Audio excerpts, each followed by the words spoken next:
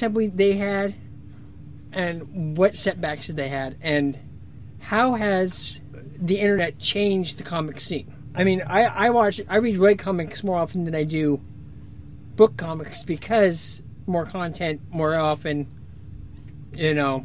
Yeah, that's a lot of questions. To trace the independent boom through the 90s, the early 90s is where you really have to concentrate, because what happened is Marvel tried to recapture some magic they had back in the 60s, and that magic was superstar creators.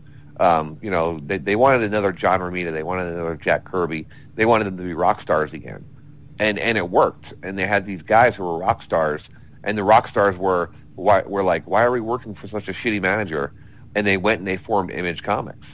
And Image Comics was supposed to be a safe haven for creative people. It should have been the best thing ever to happen to indie comics. But it's almost like giving the cure to cancer to a fucking monkey, because these guys didn't know what they were doing. And what happened is they were like, I'm going to do my own stuff. And they all went off and did their own stuff for this supposed one company. And they did really well. I mean, the first issue sold really well, and like Jim Lee and Will Spertatio would buy matching Jaguars. You know, they were making all sorts of money because it was their money to make. And then the second issues just didn't come out because they were driving around in their fucking Jaguars. And then the third issues didn't come out on time. And then, although Image trotted on, the idea of Image was dead as far as being an indie haven. And then you had people taking advantage of the variant covers, and that much came from, and I will lay blame directly on Wizard Magazine for inflating the market and making it out to what it wasn't. Because it's not that there were more readers in the 90s. There were idiots buying 20 copies of a book, and that's what drove up sales. And then it crashed, and then it all went away. But an interesting thing happened after the crash. While DC and Marvel struggled to regain ground, Image very quietly and very slowly became the company that it set out to be. They started taking in independent projects and giving them life. And so like almost 10 to 15 years after they were created, Image became by accident what they wanted it to be back in the early 90s. And that changed comics forever. Okay. We've agreed that there's a lot of growth in the Image. So I'm going to ask a question that's bothering me. Why didn't you take your project to Image or a company like them? Well, here's the thing. I thought about it. I'm like, okay, because a lot of people are like, I'm going to make a book and I'm going to submit it to Dark Horse and Image and all these guys. And I have friends that dedicate themselves to doing that, and they're working on books and they're going to do them. But what I found, originally my thought was, okay, I see what's going on. I see the guys that are hitting it at Image. And those guys either worked for the big two first and then went on to work for their own book for Image, or they self-published and showed the book to Image. Because as you can go to Image with some kind of plot outline and like 5 pages of finished art, and there's a possibility they'll buy your book. But if you make your own book and you bring it to Image and they look what I made, not only are you showing that you have the talent, hopefully, but you're showing that you can complete a project. The big thing is in comics, and I found this out from self-publishing myself, the best artists aren't always going to make it in the industry. It's not about talent. It's about dependability and work ethic. And so I wanted to create my own book and show them I could do it. But something funny happened along the way, and I really love making my own books. I was going to make issue 1 of Runners, and that was going to be it. And I was going to submit that until someone bought it for me. But I don't want to do that anymore. I want to make Runners. I want Nerd Nation Publishing to just keep going. I'm also, now here's kind of something that's sort of a secret. Not really. I've said it a few times, but no one's paying attention because it's just me. But I have a second book that's coming out the same day as Runners. It's an anthology. Your anthology. Yes, which in the anthology is actually mostly people that have not been published before. And it's me wanting to work with these people and wanting these people to see, look, you made this book. You made this happen. Because I want them to publish more stuff because I love this industry, and more I'm loving the indie side of it. And so I want people to know they can make their own books. That's what the anthology is all about. It's going to be a black and white anthology called Nerd Nation Presents, and I'm going to sell it for $2.99. It's a black and white book. Cost me like $1 and change to print per copy, and the artists that are involved, who did their project for nothing, they get all the digital sales forever. Like, it's split up between the artists. I don't see any of that money.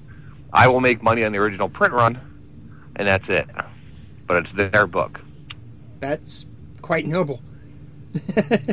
Yeah, you know, well, it's noble up to the point where I start losing money, then I shit can the book. But until then, I'm going to keep doing it. As long as I can break even on it, it's all good. Sounds like... And honestly, I'm sorry. Go ahead. The Runners campaign has done well enough, and I think it still has a little bit of legs to it, that I'm going to actually be able to print the anthology from the money I made extra from the Runners campaign. So you were able to fund not only your primary book, but your secondary book off the Indigo. Right. Well, if things keep going the way they are, our goal was $1,000, which is what I needed to finish putting Runners together, and then paying everyone off and all that crap.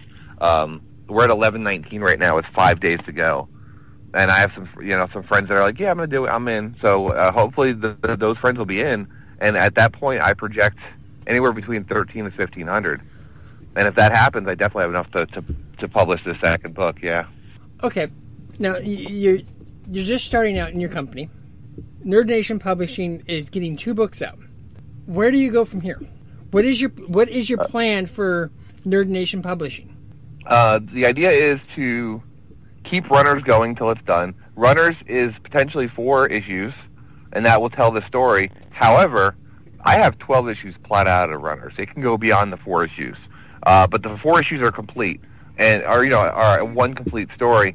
And that's because when you're an indie publisher, you need to have small runs so people can have confidence they'll come out. Because there's a lot of guys at Artist Alley, as talented as they are, still selling that same book year after year. So my plan is to, with a little bit of breathing room, get Runners 2 done. And my plan, let's say things are successful and I'm not hemorrhaging money, which is always a real possibility in comics. In 5 years, I want to have... Yeah, exactly. In 5 years, I want to have a line of comics.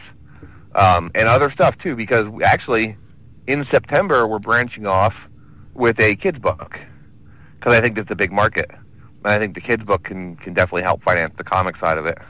Okay, so I want to have a line of books. I want to have a line of books and comics in 5 years. That's what I want to be doing. It'd be nice if Image called me up or Marvel called me up or whoever. And I would work for them if they asked me to. Put me on Avengers. Someone needs to write that fucking book. Put me on there. That's fine, but I'm still doing my own stuff because it's great. It's what I want to do. So, when is the okay? We have the Kickstarter going, and I'm looking forward to the next 5 years. So I'm hoping you get a solid 5 years out of the series. What can you tell us about Gateway Runners? What is the story about, without giving away the plot? Okay. Well, I'll give you the elevator pitch. I don't mind doing it because I'm going to have to do that to sell the book of shows anyway. Well, we're here. We might as well pitch the book. Yeah. Well, I'll give you a quick pitch, which is basically the plot line of the story. It's in the future. It's a science fiction book. Earth has finally figured out how to terraform, and because of the advancing population, they've terraformed Mars. They sent an ark with 100,000 people on it to go to Mars to live. And the ark disappeared. No one knows where, no one knows why. 100,000 people gone. The best scientists, all these people have volunteered to go live on Mars and make the planet a home. Disappeared. Now, with all the time and effort and the population still growing, the Mars project has to continue. So, some shady people, let's say, decided to use this opportunity to get rid of their enemies. So a lot of political dissidents and people that were speaking out and enemies of powerful people were forced at gunpoint to be on this second arc. And our story picks up 12 years after that. Anton Lair, who was convicted of murder, a most heinous murder that we won't reveal till the second issue, or third maybe, he shows up on Earth, which should be impossible, because the technology, my future does not have faster than light technology. I think it's an easy thing to do in a story, and I want to avoid it. So it would be 18 months to get from Earth to Mars with the technology they have. and there's no way that's possible because Mars doesn't have a lot of the basic stuff it needs. But he shows up, and he's there recruiting people. He's there trying to recruit this one young man in the first issue, this guy Phil. Phil's a big goofball who's kind of a genius but does nothing with it. And Anton wants to get him to Mars. And he's like, how are we going to do that? And he's like, don't worry about it. I'll get you there in like a day. He's like, that's impossible. But it turns out there is a way to do it, and that way is why Phil is there and why the Gateway Runners are together. They have a way to bring Earth and Mars back together again, but there's some really powerful people who just don't want that to happen and will kill to make sure it doesn't happen. That does sound interesting. Yeah, and there's one more thing, because I don't want to forget this. This is pretty important. Mars also, since it's been kind of almost a wild frontier, there's a very powerful, and people on the second arc aren't all that nice, some of them. There's a very vicious crime boss who also doesn't want Earth law on Mars. So they have both planets against them at this point. Yeah, so they have powerful opponents on both sides of the Gateway.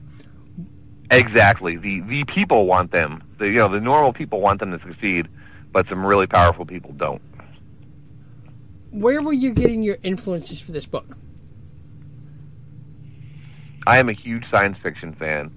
When I was a kid, there were two things that got me through each day.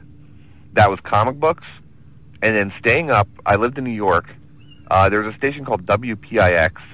At 11 o'clock every night, they showed Star Trek, the original series. And I started watching it one night when I couldn't sleep. And I'd have to wait till everyone went to bed, and then I'd turn on Star Trek because, of course, I had school the next day. I shouldn't have been up till midnight watching TV. But I did it every night throughout my childhood to watch Star Trek. It had that much of an influence on me. And I became a huge sci-fi fan. The works of, like, Frederick Pohl, Alan Dean Foster, those are my guys. And that stuff, it all influences me a lot. But I also wanted to give this a very 80s feel to it.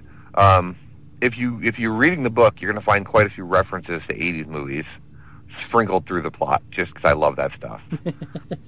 Are we talking Blade Runner type of references or something more subtle? No, not even close to being subtle. Most of the references in the book, like Phil's last name is Flynn, which is a Toronto. Oh. Yeah, Philip Flynn. You didn't. Like I did. Dude, Tron, come on. I know. Jeff Bridges' masterpiece, I know, but... Oh, man. I see what you're saying about anything but subtle. Yeah, I'm not even attempting to be subtle with my 80s things. The Easter eggs are there, and they're there for you to find. I'm not some writer's like, I'm so clever, I'll put this shit in here and you'll never find it. Fuck that. I like to write comics. So I'm just going to put stuff in there you'll find, and you'll chuckle at, and you'll be like, what a stupid writer. And you just move on with the story. Because more important than the Easter eggs are the characters. I want people to look at these guys and be like, wow, I like these guys. Like Phil. Phil could have been your normal action hero, because Phil, in the first issue at least, is kind of the main character. But he's a small, skinny dweeb who probably couldn't throw a punch to save his life. And he's hanging out with like a 50-year-old man in the first issue. Those are my main guys. A young, skinny kid who definitely can't fight, and an old man. And in the second issue, we get our action hero. Actually, the end of the first issue, our action hero is Felicia Miller, our big female character in the book. And you find out at the end of the first issue, she's got a huge secret. And that secret, because her and Phil have kind of been communicating psychically for years. It makes more sense when you read the book, but at the end of the issue, you see that her image that Phil has had of her all these years is not her at all. So she's got this big thing she's hiding, but she's our kick-ass character. And when you get to the end of the first issue, you'll see why that's friggin' amazing, because she's not the typical action hero. So, really sounds interesting. I'm really hoping our listeners go and pick it up. Where will they be able to pick these up at? The first place you can buy them, well, obviously, if you want to order the book, the best place to do it right now is go to Indiegogo.com, and search for Gateway Runners. You can order the book right now, and you'll get it in July. If you missed that, because there's only like 5 days in this campaign as of this recording, so I don't know when it's going up, but it's ending on May 4th. After May 4th, the best way to get it, if you live in Florida, go to Florida SuperCon in June. Obviously, not everyone who's listening is going to be living in Florida, so I'll be offering them for sale online as well, in physical and digital form. I'm going to try to get them as many comic shops as possible. In fact, here's a huge piece of news, and this is the biggest piece of news I have on Runner so far. There's a comic store in the UK called Blackgate Comics. You can look them up online. Blackgate Comics is going to have a special variant cover of Gateway Runners #1 that's only available through Blackgate Comics. So if you're a UK person, you can get that cover. Otherwise, unless you order it from him and pay for shipping, you ain't getting it. No, when you get that type of exposure, you're going to have sales. I hope you have a lot of good sales. You said earlier that you're looking at 4 books will make the full story. How will you tack on the other 8 books if you can get the run to go that long? Will it feel tacked on, or will it just expand on the already told story? Well, it's like this. It's not going to be like, wow, the book's doing well, so I can write more of these characters. It's almost like life itself. You go to college, and to you, when you go to college, it's everything. It's your life, and that 4 years is like boom. The 4 years of college is a great story about a time in your life. But stuff happens in college, and it sends you to the next point in your life, and that could be just as interesting. And I have 3 arcs for the runners that feed off the one before it and advance the storyline. So you're going for a more organic approach as you're writing instead of a forced, contrived writing. You're looking for a more organic writing. Is that what you're trying to say? Exactly. This is the life of these characters, and they happen to be at a big time of change. Sorry, I take a drink of water there. They're at a time where they're in a position to make big change. And whether or not they make that big change is revealed at the end of issue 4, and the circumstances of what happens or does not happen, there are repercussions. You don't have to read the story beyond issue 4 if you don't want to, but it's neat if you do, because it's more like it's less like episodes 1, 2, and 3 of Star Wars, and much more like Empire and Jedi. So the more realistic, more organic instead of the forced contrived, which we just had a 2-hour episode of me basically telling Lucas to go fuck himself. Well, he did. He went and fucked himself. Now he's not involved with his own franchise. You were saying, Jay? It's our running theme. Someone gets each episode. So, you're running this from the viewpoint of the publisher, of the independent writer publisher. What tips do you have for those trying to do the same thing you're doing? What have you learned from this experience that you're willing to pass on to other people?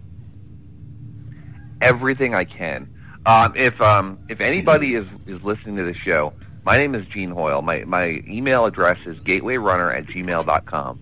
If you're looking to do a book, send me an email. I would love to give you advice. But as for right now on the show, the biggest piece of advice is you're going to be committing a large chunk of your time.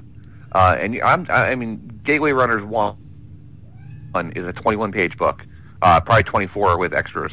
By the time it comes out, I'll have spent a year and a half on it. One issue. You have to have that level of commitment, and you have to be able to make sacrifices. You know, our family's taking one less trip this year because I needed the money for the book, and that's the kind of thing you're going to have to deal with. It's going to take up time. It's going to take up money. It's going to take up resources. And at the end of the game, I'm lucky if I break even on issue 1. And you know, so you have to have a commitment to the long term. And you might not ever make your money back on the book, but you're doing it because you can't think of anything else you'd rather do. So keep that commitment and go, but learn your trade. Any writer out there, and I think William could definitely attest to this, no matter how good your book is, no matter how well you think you've nailed it, get a freaking editor. They're there for a reason. Without an editor, you're just making fanfic. Thank you. Sorry, that's the writer in me. It's my own struggle with my current novel. I'm on novel 2. God damn it! Without an editor, you're not going to make sales.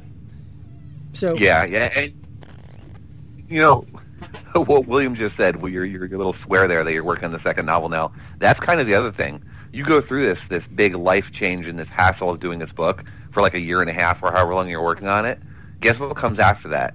The next All goddamn great. book. God damn it. That's it. So you're locking yourself into this thing. And yeah, I suppose you could do like a one-shot or just try to do a complete novel or, like that. But you got to live the life. That's what it is. Just be committed to it. Do it because you want to. And don't do it because you're going to make money on it. If you're looking to make your fortune, maybe you'll be discovered. And maybe you won't. And maybe you will in 20 years. Screw that. Don't aim to be discovered. Aim to tell your story. Because what I want more than anything with Gateway Runners, I mentioned earlier that Star Trek and comics kept me going when life was pretty bleak for me. I want one kid to like who's not having a great time to read this book and feel what I felt when I was a kid. If I do that, I don't care how much I make on the book. Okay, so amazing stuff, and I'm very glad you're joining us for this. Now, you've done this, you've made your commitment, you've done your book. Has that changed your view of comics as a medium as a whole? Yeah, it kind of has, and it kind of started to change before I made Runners. I think one of the things that worked, that made me get as interested in comics as I am, is in 2000 I moved to Florida, and I did so after a pretty nasty divorce. Has that changed your view of comics? Yes, absolutely. And that stems from having moved from New York in 2000 to Florida after a pretty nasty divorce, and I wanted to get away from that situation as much as possible. And I found, as I always do when having difficult lifetimes, diving into my fiction helped.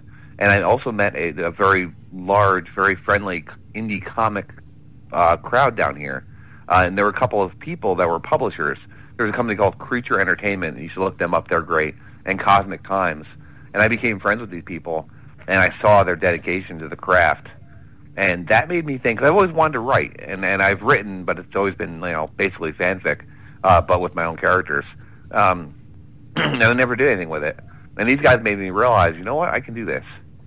Not because I'm not saying I'm as good as them or anything along those lines, but I can be that dedicated. I know I can. And that's what makes a difference. But yeah, as far as shaping the industry for me, it has. I've seen a lot more.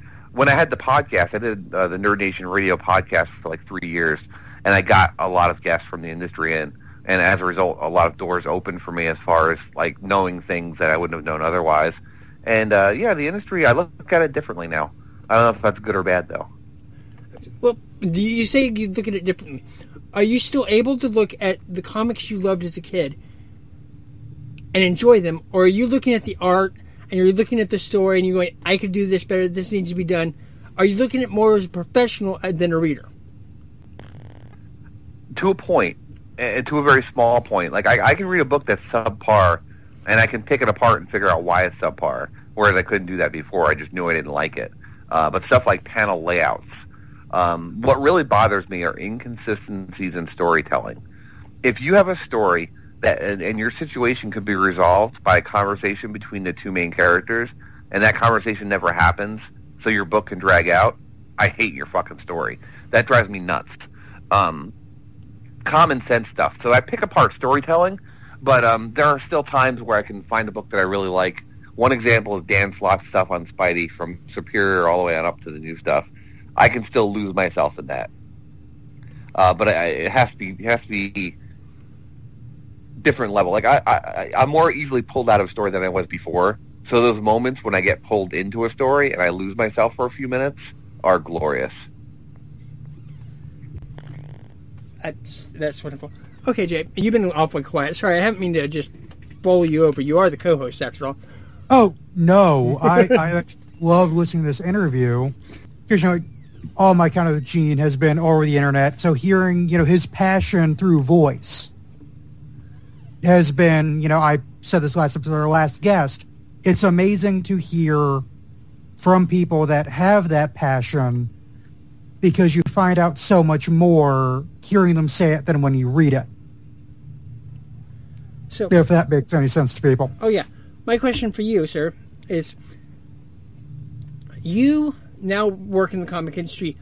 on the opposite end of the scale. He's creating, you're selling. Has that changed it for you as well? I think in a way, but it's more in how I deal with fans and fanboys / girls. Because it used to be, I'm one of those people that when I get told I can say no wrong about a book, I go a little feral.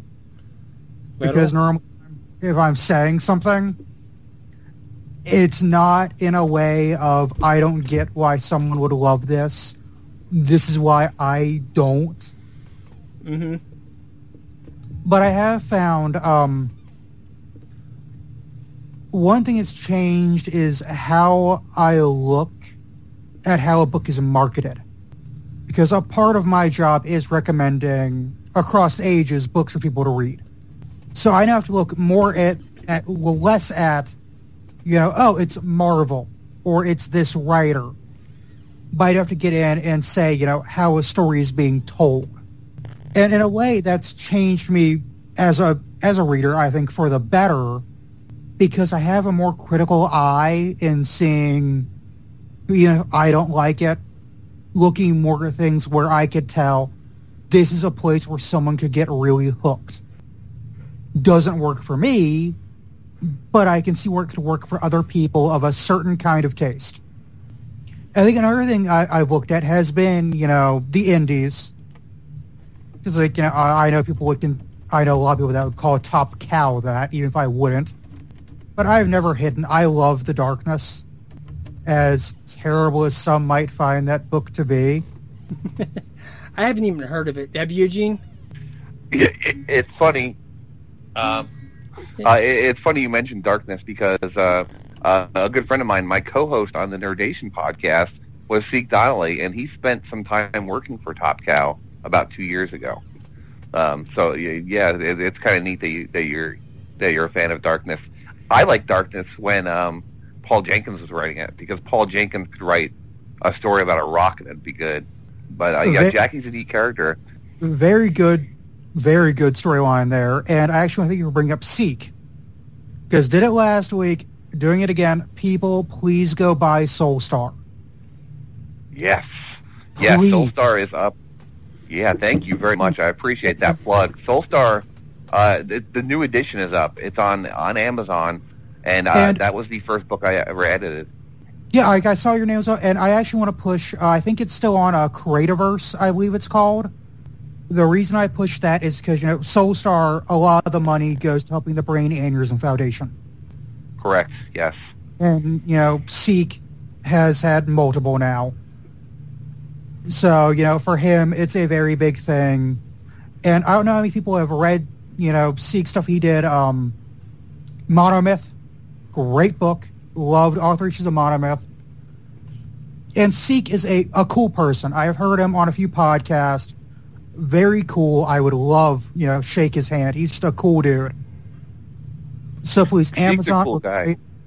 Creativerse, Soulstar, SOLE Star, and SIIKE.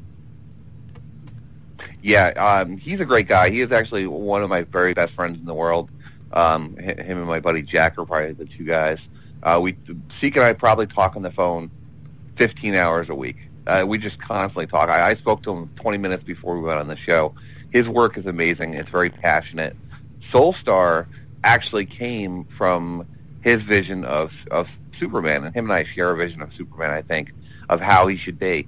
And the original Soulstar did start out as a Superman project that we pitched to DC and were politely declined. And you were so told to go fuck right, yourselves, huh? Not so much. They were nice about it, but they gave us the rejection, and we were not letting that stop us. The cool thing about Soulstar is each page has a different artist, different people lettering. It's amazing. Seek wrote the whole thing, but everyone else was just a mishmash of people, and it's amazing. And I'll tell you what, if you think you work hard on a comic, try editing a comic with 80 different artists on it. Holy crap. I almost started drinking myself after that, but it was a great project, and it was very fulfilling. Soulstar also was a big inspiration for me getting into doing comics on my own. Seek was a big push for that, and Seek and I are actually collaborating on one of the stories in Nerd Nation Presents. It's 4 short stories. We're doing one of them together, and that story's going to blow you away too. And there's other cool stuff going on with Seek coming up, so pay attention to his stuff. He's currently editor-in-chief over at Awesome Comics, which is where Monomyth comes from, and Monomyth's a neat book too. I had a lot of fun. Seek and I went to New York Comic Con representing Awesome, and we got to sell a bunch of their stuff, and it was a ball. Best time of my life. Okay, here's a question for both of you. Is the indie scene more healthy than the mainstream scene? Jay? I would say in a way, because the indie scene is getting bigger and bigger. It's still growing. But I think it has a problem every indie scene does, in that a lot of what you see from the big publishers does have normally a level of quality control. The indie scene really doesn't. I mean, yeah, it's a case of anyone that wants to can get out there and do it. So it can be easy to be turned off the indie scene by finding someone that isn't for you, isn't, that talented, could be better. But it's a growing thing. And especially like you brought up webcomics. That is a massive spread to the indie scene, because there are so many amazing webcomics out there that, some of them they could have survived as an actual, monthly book. But their current format, they put out so much, they get so much attention. I want a shout out, I know she'll never hear this, but Danielle Corsetto does Girls with Slingshots. Great comic. She recently ended it, and she's now currently in recolors, but it's still worth rereading. Worth reading, and her alma mater is actually a local university, Shepherd University. And she still comes back here and does speeches. She talks about doing her own webcomic, getting into that. And to me, that is a massive step now for the indie scene, that people can get their content out a lot of times for free to people and see this return and see this fan base that buy the books, buy the merch, support their favorite artist. And some of those books do come into comic shops now. I believe it was a few shops sold short-packed books. The owners actually bought the books themselves and sold them in-store and stuff like that. So we're seeing more where when these books do get physical editions that might not sell greatly, they still have that fan base that keeps them going, and they can make a push out into a bigger market.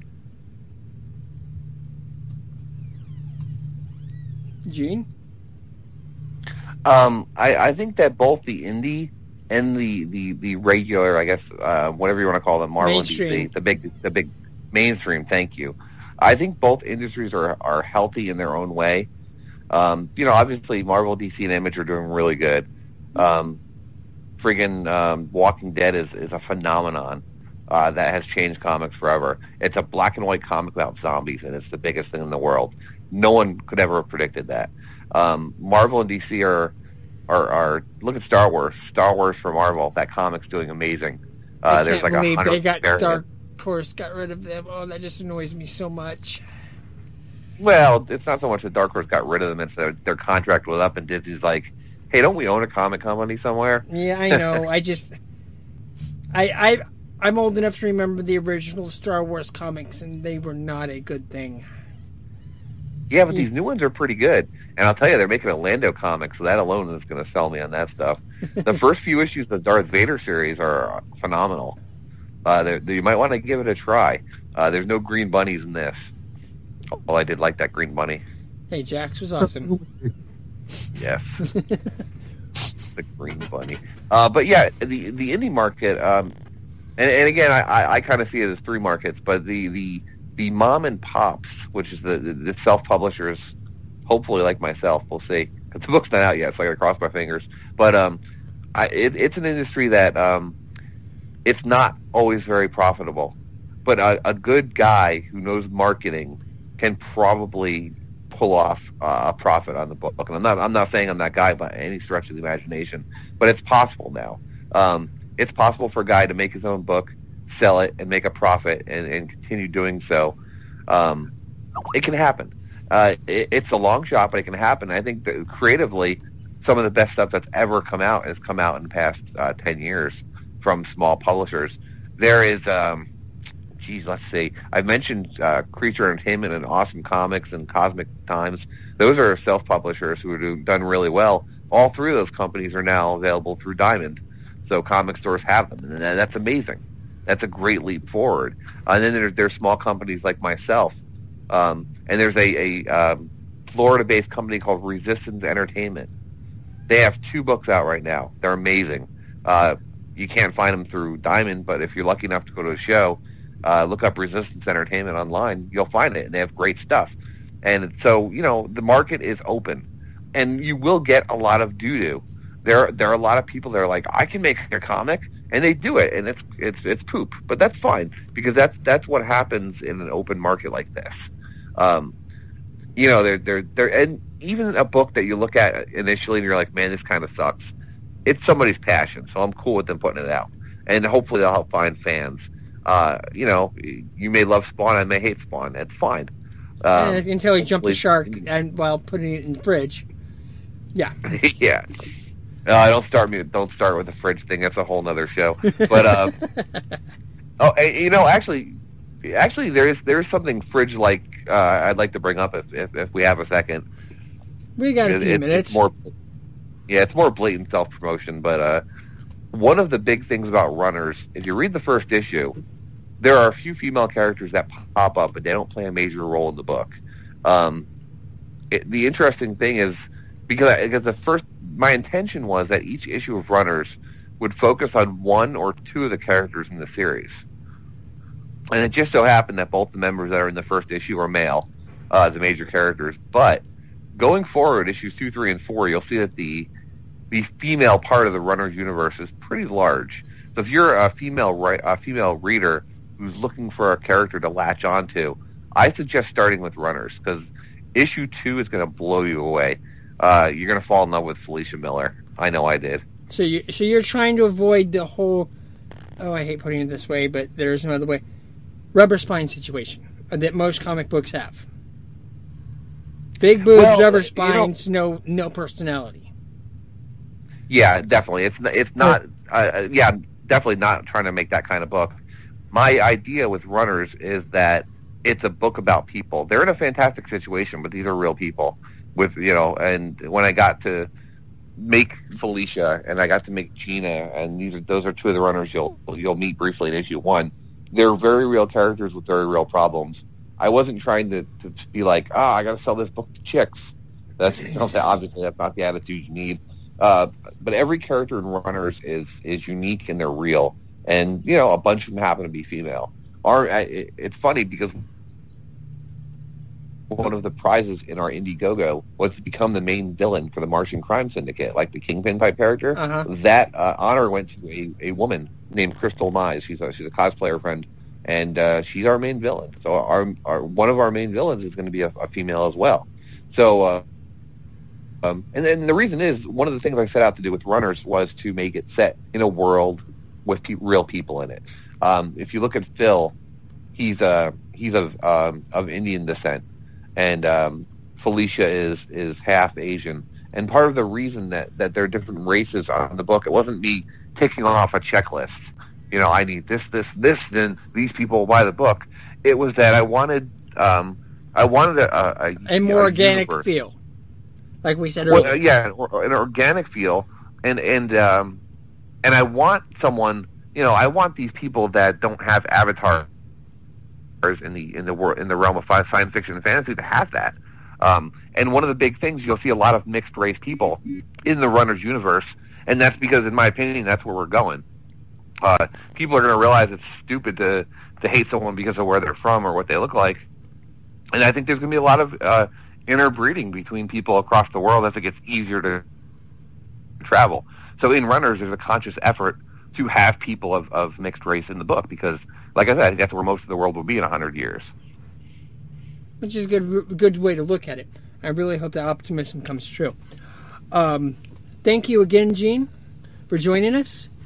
The book is called Gateway Runners. It is published by Nerd Nation Publishing. Jay, you know this site for silk stuff better than I do, if you would please. The Soulstar site? Yeah. Go to crap, I can't remember if it's Creativerse or I think it's Creativerse. The CreateSpace? CreateSpace, that's what it is. I don't know why I always think Creativerse. I think that's actually an artistic program for a while. Yeah, CreateSpace. That way, a lot more of the money goes to Seek than in Amazon's pocket. But it is also on Amazon. Both are digital editions. Please, it's not a very expensive book. So it's not you're losing your wallet here, but it does go either way to a very good cause. It will be donated to the Brain Aneurysm Foundation. It helps. And it's a big book too. A lot of story in there. And 150 artists, I believe he said, was the final count, including a middle school, like 20 students from a middle school. Mm-hmm. Which is something that I like about the independent scene. They can do things like that. Yeah, I'm not sure if it's been confirmed yet, but we're possibly heading to a Guinness World Record with that book. Yeah, he mentioned that on another podcast, and that's what he was saying. You might own a book that's in the Guinness Book of World Records for the most artists, because he tried reaching that with the original, I believe, but he got beat out at the last minute, he said. Hey, that's what happened when we finished the first edition of Soulstar. We had that record for about 30 seconds, and then this other gentleman came around and beat us. But we're coming back and we're going to beat him. Woo! But it's more about bringing people together. That's what Soulstar was all about. Which is a very good thing to do. If our passions can bring people together, then we're ahead of the game. We've done everything we need to do as creators. And on that note, ladies and gentlemen, this has been Tit for Tat. Thank you again, Gene. Thank you again, Jay. Fuck Russia. Yes, those Russians. Next week, we will have another guest. I do believe it's Amanda next week, Jay. Do you believe? I believe it was Amanda, yes. I believe that was our schedule. And it's going to be about writing novels and novels in general. Thank you for joining us. It's been a wonderful time. Gene, we'll have you back again in the future if you've ever been interested. Probably about the time you have book 2 going. Anytime, man. You don't have to wait for that. Thanks again. And thank everybody. Thank you to our listeners. This has been Tit for Tat. We will see you again next week.